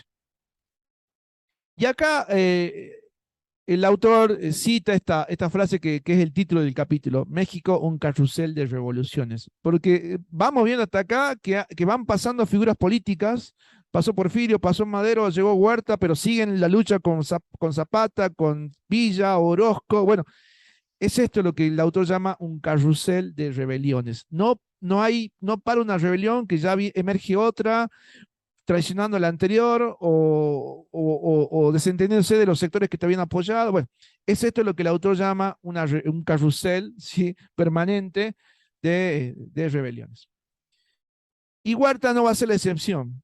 porque Huerta, si bien logra imponer su autoridad, su gobierno en todo México, pero bueno, reitero, sigue la resistencia en el sur, sigue la resistencia en el norte. Cuando digo en todo México me refiero a que varios de los gobernadores de los estados mexicanos los reconocen a Huerta como el nuevo presidente. Va a haber un gobernador que no lo va a reconocer. Y ese gobernador del estado es justamente Venustiano Carranza, otra figura que aparece también en este carrusel, Venustiano Carranza. Es gobernador del estado de Coahuila, en el norte de México. Acá hay que tener en cuenta lo siguiente, los estados en México gozaban de una autonomía bastante importante en relación al estado central, administraban sus propias economías y eso justamente generaba que haya estados con un importante poder económico. ¿Sí? Coahuila es el caso, donde allí la actividad minera le permitía al propio gobernador del estado tener contar con un importante caudal de recaudación. Y no solamente eso, sino que en circunstancias de esta guerra civil que ya viene desatada desde Madero en adelante, muchos de los estados mexicanos o muchos de los gobernadores de los estados mexicanos han generado sus propios ejércitos. Así que lo tenemos, un claro ejemplo de esto que acabo de caracterizar es el de Venustiano Carranza. ¿Sí? Él maneja su propio presupuesto, tiene un propio ejército. Carranza había apoyado inicialmente a Madero, inclusive había estado formando parte de esa convocatoria del Plan de San Luis. Bueno, y justamente ahora reacciona contra el que lo traicionó a Madero, que es Huerta. Desconoce a Huerta, la presidencia de Huerta, y desde el estado de Coahuila convoca y elabora su propio plan revolucionario, que es el plan de Guadalupe. Creo que vamos por el tercer plan revolucionario. Venustiano Carranza, entonces. Y este plan de Guadalupe tiene como objetivo político, recuperar la institucionalidad de México. ¿Sí?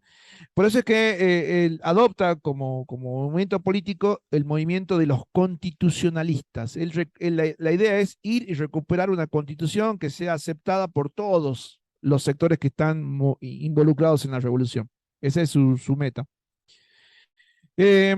Bueno, pero bueno, para lograrlo tiene que vencer justamente al ejército de Huerta. Bueno, eh, Carranza obtiene apoyos en el norte del país, ¿sí? No solamente de su estado, sino de los estados vecinos del norte del país. Ahí también obtiene el apoyo de Álvaro Obregón. Álvaro Obregón, tomen nota, después va a volver a aparecer. ¿Sí? Por ahora es un baluarte, es un alfil de Carranza, ¿sí? Álvaro Obregón. También consigue el apoyo de Pancho Villa, porque ahora el enemigo común es Huerta. ¿Sí? Y Huerta es enemigo común porque está muy identificado como un porfirista. Es como un nuevo porfirismo el que se intenta imponer de la mano de Huerta. Por lo tanto, los que habían reaccionado contra Porfirio Díaz de la mano de Madero, ahora reaccionan contra Huerta. Ahí se inscribe Carranza, ahí se inscribe Obregón y Villa, que ya venía movilizado. Pero los que no aceptan la convocatoria a este nuevo plan revolucionario, el de Guadalupe, es Zapata.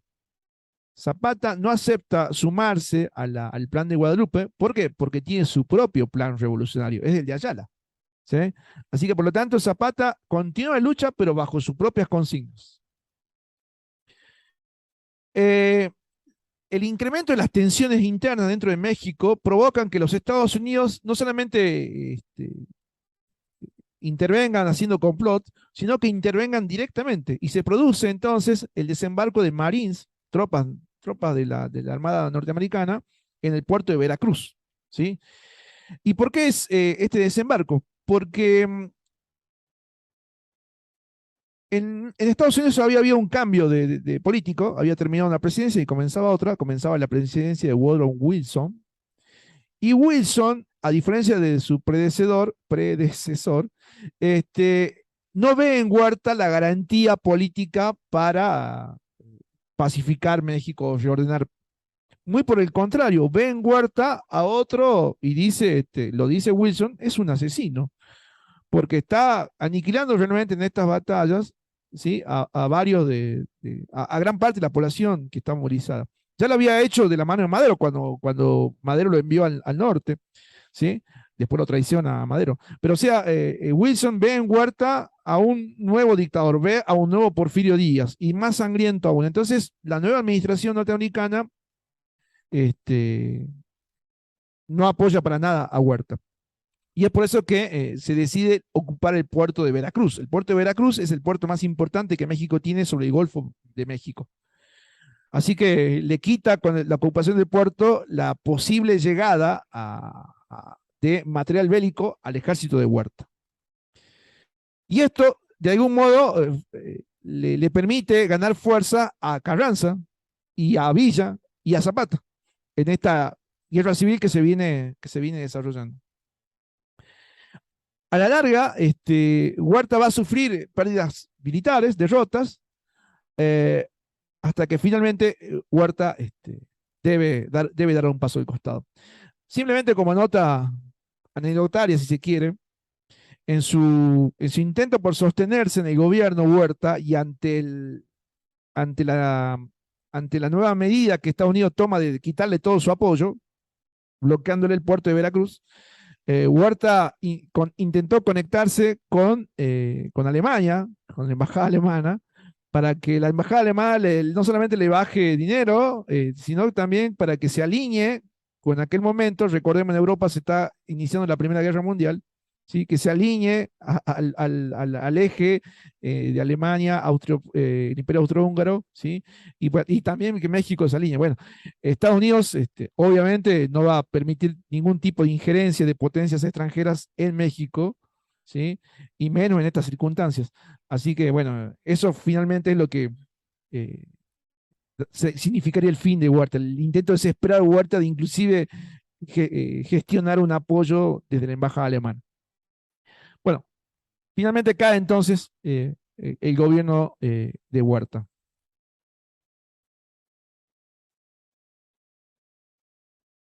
Esto que está en proyección ahora, que sería la siguiente, es el plan de Guadalupe, es el plan que pronuncia y que propone Venustiano Carranza, ¿sí?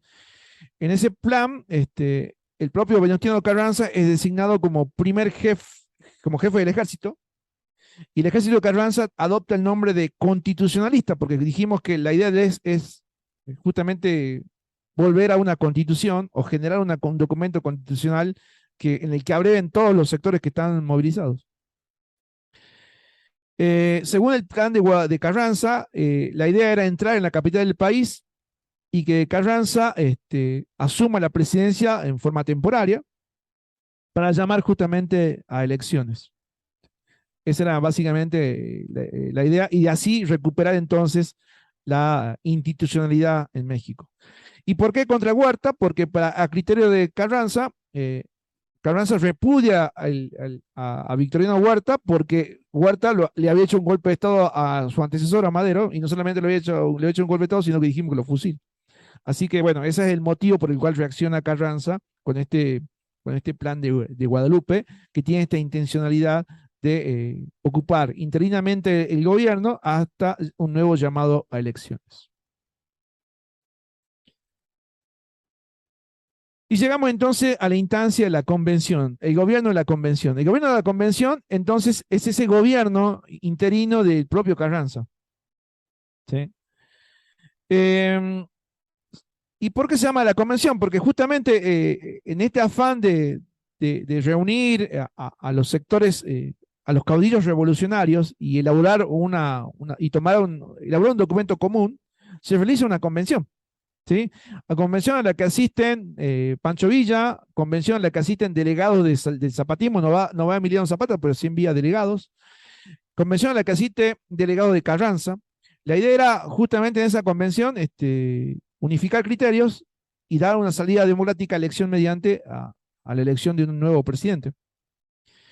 Eh, Sin embargo, la convención no tiene mucho éxito. Si bien la idea era terminar con Huerta, era la idea común, pero después de cómo seguir, ahí ya no había tanto acuerdo. Finalmente se termina alejando Villa de la convención. Zapata también retira a sus delegados. y queda claramente un poder dividido. Carranza, ¿sí?, como el nuevo representante de la institucionalidad política de una clase media alta, ¿no? Carranza. Y continúan con sus objetivos políticos propios, Zapata en el sur y Villa en el norte. Y se produce allí una alianza entre Villa y Zapata, ¿sí? El Tratado de Xochimilco es el pacto que firman y acuerdan Villa y Zapata.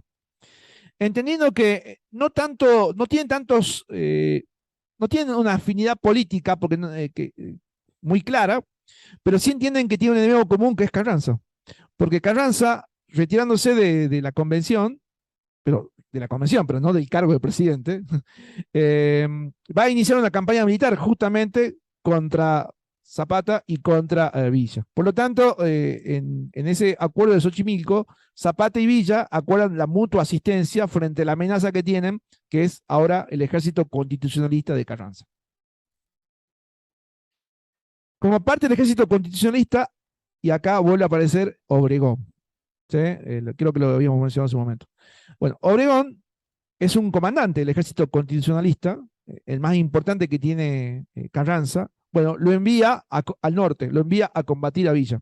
Y en 1915, Obregón le asesta varias derrotas a Villa. Y el ejército del norte de Villa, bueno, derrotado en varias oportunidades, eh, se va a recluir en Chihuahua, que era el estado donde tenía mayor prevalencia. Eh, por su parte, Carranza entonces lo envía a Obregón al norte y el propio Carranza inicia una campaña militar hacia el sur contra Zapata. El autor señala que la campaña militar de Carranza fue todavía, si se podía hacer, fue todavía más cruel que el propio Porfirio Díaz, que la del propio Madero, y Carranza desata en el sur una verdadera guerra de eliminación, de exterminio, ¿no? Las aldeas son quemadas, no se perdonan niños, mujeres, no se perdona a nadie, los cuerpos son también ultrajados, ¿no? Es una guerra muy cruenta, de extremos de violencia muy desatados. Este, Zapata es derrotado en varias oportunidades, cada vez se recluye más hacia el sur, va cediendo. A todo esto, y algo que quizás no dije, ya estamos en la convención 1914-1915, pero desde que Zapata había proclamado su plan de Ayala, Zapata venía expropiando tierra, ¿no? No había hacendado en el sur de México, ¿no? No había hacendado que no haya sido justamente alcanzado por el plan de Ayala. O sea, Zapata no solamente lo había proclamado, sino que efectivamente lo estaba llevando a cabo, ¿sí? Es por eso que desde el sur bueno, los propietarios, ¿no? El sector propietario clamaba por Carranza para que venga y reinstaure un orden, porque Zapata estaba llevando a la práctica concreta esto de la restitución de tierras. Así que bueno, Carranza encara esta campaña crudísima sobre el sur, logrando vencer al ejército zapatista. Si bien Zapata logra eludir de varias de las derrotas, como dice la proyección, finalmente Zapata muere asesinado en 1919. ¿Sí? Carranza sabe que su continuidad política depende de vencer justamente a los sectores del norte y del sur, pero también sabe que ni siquiera venciendo esas dos resistencias podrá sostenerse mucho tiempo más en el gobierno, sino de algún modo amplía su proyecto político, esto de recuperar la constitución, sino incluye también en su proyecto político la idea de la cuestión agraria.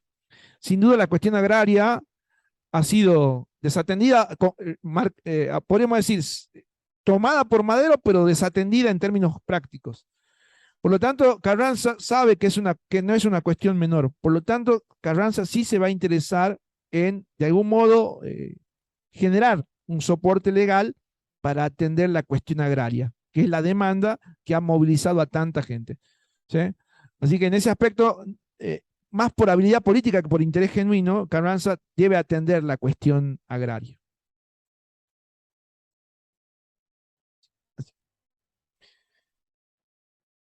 Decíamos un momento que en la convención fracasa porque se alían Pancho Villa y Zapata, y bueno, pero bueno, con los ejércitos movilizados y con Obregón venciendo a Villa y con el propio Carranza venciendo a Zapata, bueno, de algún modo se consolida la presidencia de Carranza. Y así está la presidencia en proyección.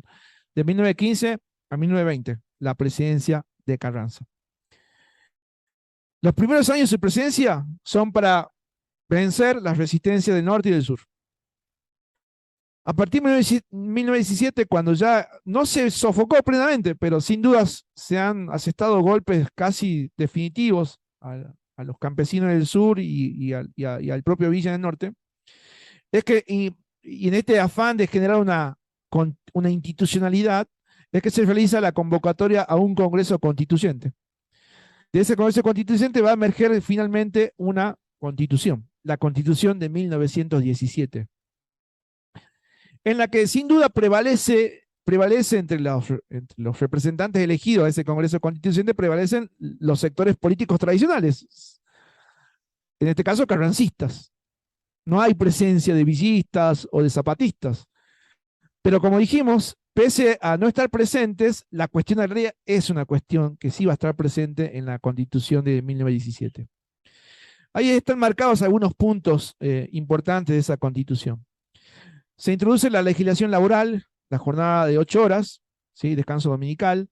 Esto es atendiendo a lo que decíamos un momento, el sector obrero que había empezado a ser cada vez más gravitante y al cual Madero ya había prestado alguna atención. Bueno, ahora Carranza lo confirma en la propia Constitución.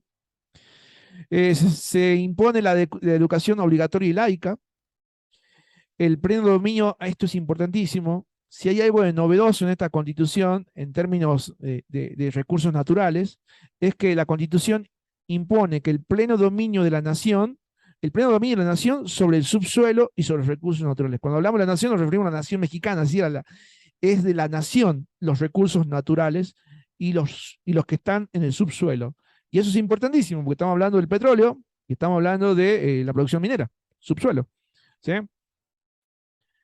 Y otra cosa que la Constitución impone es la reforma agraria. La reforma agraria, ese reclamo que había sido una constante, especialmente desde las poblaciones campesinas e indígenas, ahora figura en la Constitución, reforma agraria. Quizás figura, pero quizás no determina explícitamente de qué modo se va a hacer.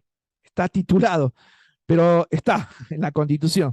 Después, bueno, habrá que evaluar si efectivamente de qué modo se realiza. Y otra cosa es que recordamos que el gobierno de Carranza había sido interino hasta tanto se realizan elecciones. Bueno, finalmente las elecciones se realizan en 1917 y Carranza entonces es elegido presidente. De interino, ahora sí, a presidente electo.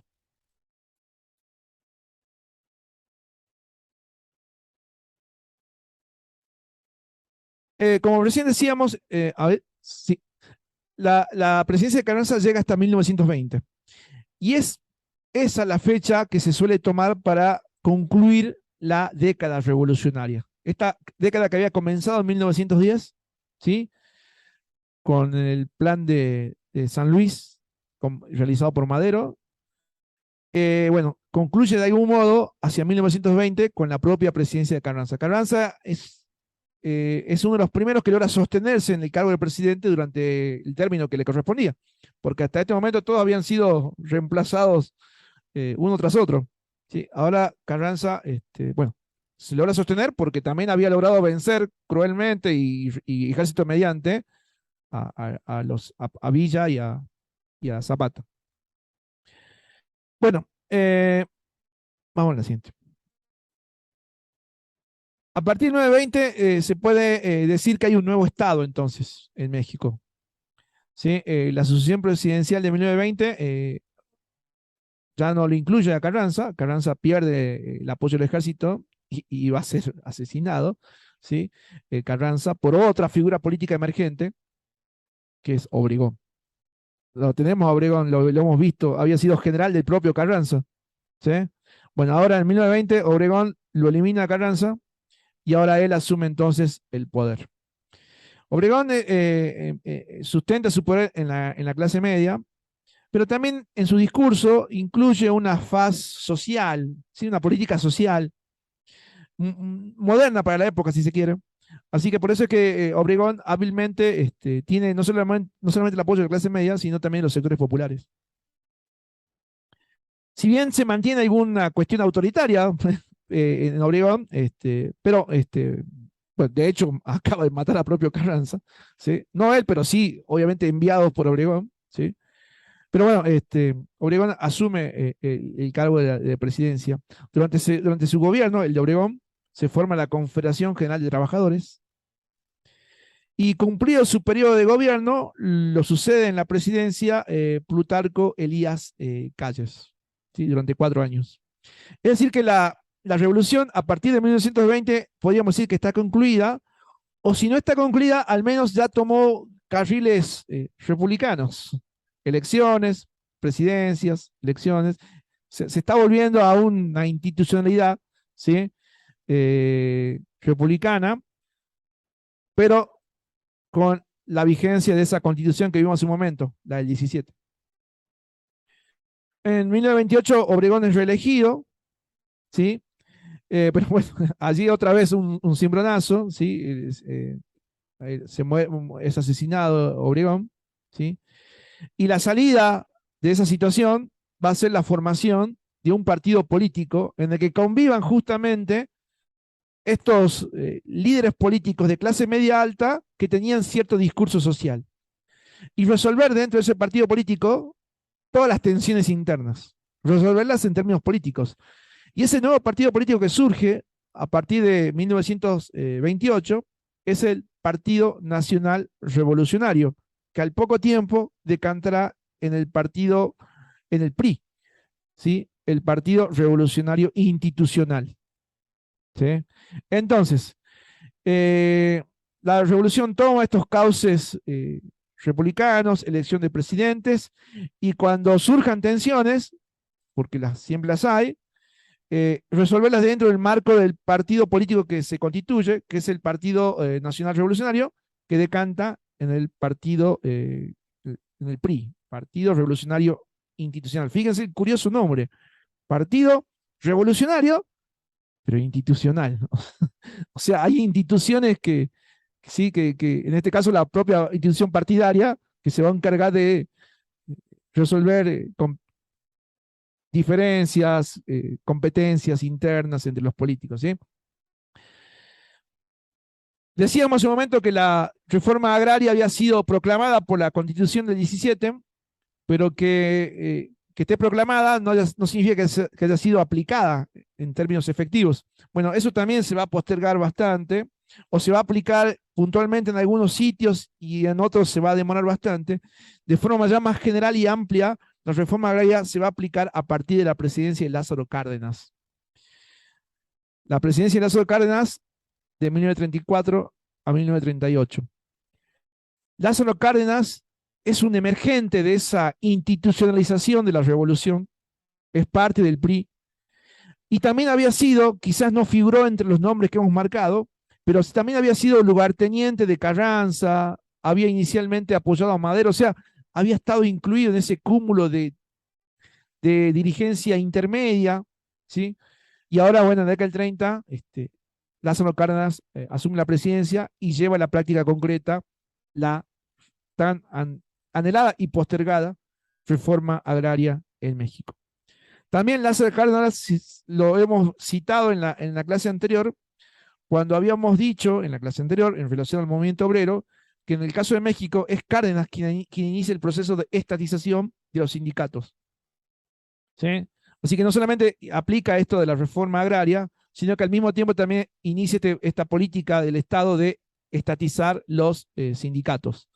Que en el caso de Argentina, recordemos, lo hará años después Perón, a partir de 1943. ¿Sí? Bueno, hasta allí entonces este recorrido por lo que fue la Revolución Mexicana. Y cierro con en la proyección, gracias. Es un párrafo directamente extraído del texto de Mires, donde él hace una suerte, tiene varios renglones en los que él hace un balance, pero yo traigo este porque me pareció significativo, pero ustedes harán su propia lectura del capítulo. Dice Mires, la Revolución Mexicana pertenece a ese largo catálogo de procesos históricos que podríamos denominar como revoluciones inconclusas.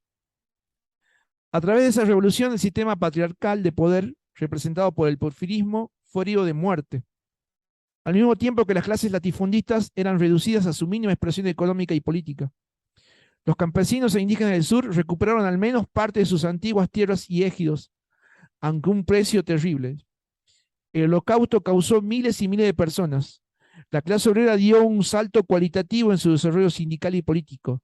La idea de la soberanía popular apoyada en las aspiraciones concretas de los sectores populares salió fortalecida y un influjo emancipador avasallante se manifestó sobre todo en el terreno de las artes y de la cultura. Pero sin dudas, los grandes vencedores de la revolución fueron algunas fracciones de las capas medias y un sector de empresarios modernizantes, quienes apropiándose del Estado, lo convirtieron en el aparato gestor de un capitalismo industrialista extremadamente independiente y destructivo. Allí está para Mires los ganadores de la revolución. Esos sectores modernizantes de clase media que se apropiaron del Estado. Y agrego en otra parte que dice el autor, estos gestores del Estado que se apropiaron del mismo, de la clase emergente de una clase media alta, dice el autor Mires, que no solamente se apropiaron del Estado, sino que se apropiaron de la revolución, porque la institucionalizaron, y se apropiaron del legado simbólico de la revolución. Hoy en México no hay político, ¿sí?, que no en su discurso haga referencia a la Revolución Mexicana, porque cualquier actividad o proyecto político del México actual abreva o tiene sus orígenes en esta revolución. O sea, la Revolución Mexicana condicionó por completo la política posterior de México, ¿sí? Porque si bien hubo reformas agrarias, si bien hubo algunos reconocimientos, finalmente los sectores que se habían movilizado intensamente han sido duramente reprimidos, eliminados, y la política volvió a quedar en manos de un sector que correspondía básicamente a las clases medias altas. Y quizás el sector social más coherente en esos 10 años de revolución, que fueron los sectores campesinos e indígenas, han quedado desplazados de la escena política en esa política de institucionalización que se emprendió desde las clases sociales emergentes de la propia revolución. Lo último, y se leyó recién, lo releo un poquito de nuevo. Dice el autor, salió fortalecido un influjo emancipador y avasallante que se manifestó sobre todo en las artes y la cultura. Si podemos pasar un poquito a la siguiente. Y sin dudas, un emergente de esa avasallante fuerza va a ser en el aspecto cultural, la siguiente por favor, va a ser sin dudas la expresión del muralismo mexicano. El muralismo mexicano, que es una expresión artística que se desarrolla en México a partir de la década del 20 y del 30 especialmente, va a tener como principales representantes a pintores como Diego Rivera, ¿sí?, Sequeiros, ¿sí?, y hay alguna más, y Orozco, ¿sí? Este es el muralismo mexicano que refleja en el arte mucho de lo que pasó en la propia Revolución Mexicana. Y varios de estos artistas abrevaron las ideas de izquierda, ¿sí? Lo que en política se institucionalizó quizás estuvo mucho más visible y jugado en el arte. Por eso el autor señala que allí quizás está lo más avasallante, lo que nos quedó de la Revolución Mexicana. Adelante. Bueno, para agregar, que ya que están las compañeras, Frida Kahlo también es parte de todo este movimiento. No, algo que quería recomendar, y no sé si después lo podemos subir, una película documental de Raimundo Gleiser, que es La Revolución Congelada, que está bueno porque hay algunas pequeñas entrevistas ahí de personas que participaron en el proceso de la Revolución del 10 y que realmente hay muestra de cómo quedó, lo que decía Ale al final, que los que más lucharon muchas veces han quedado postergados y se acomodaron, digamos, estos sectores que mencionaba al final Ale, de la cuestión esto de los sectores políticos de clase media alta. Y bueno, y después una imagen que no sé si sale en esta película, pero que cuando Pancho Villa y Zapata llegan a México, en 1914 a la capital, o sea, cuando derrotan a Huerta, ahí no sé, habría que pensar qué es lo que pasó con estos sectores, porque llegaron a la casa de gobierno, o sea, es como que tomaron el poder, pero que no lo llevaron hasta el final, y bueno, después, bueno, avanzó ya Carranza, y bueno, eso también para tenerlo en cuenta, no es que estos sectores solamente se quedaron peleando en la periferia, sino que llegaron al centro del poder y que no terminaron, digamos, o no tendrían realmente un plan de poder. O sea, habría que pensarlo también, eso quería agregar. Gracias, Raúl. Ya podemos parar con la grabación, creo. Ahí estamos. Eh, algo, un chiquito antes que ingrese la profe, si tienen para comentar.